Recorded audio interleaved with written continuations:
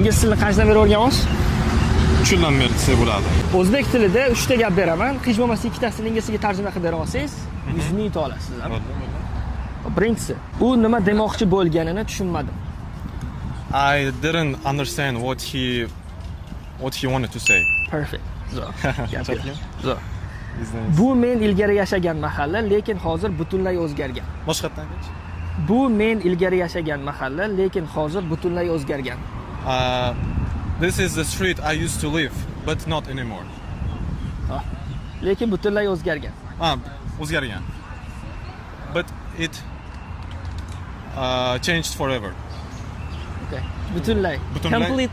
Completely changed, but it completely changed. Bitta butun qilib aytib bering. Endi bu men ilgari yashagan mahalla, lekin hozir butunlay o'zgargan. I used to live in the street, but it completely changed.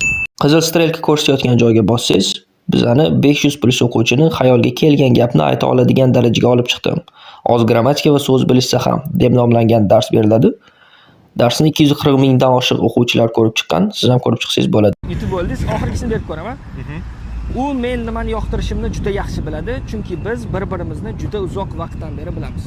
Cho'tta slishingizini qaytarib yuborasiz. U men nimani yoqtirishimni juda yaxshi biladi, chunki biz bir-birimizni juda uzoq vaqtdan beri bilamiz. She knows what I love because we know each other for a long time. Perfect. IELTS mi yo qanaqadir sertifikat yo'qmisiz? IELTS olganman. Necha? 7 Zo'r, boshida aytmaysizmi o'shani? Men tabriklayman. Sog' bo'ling.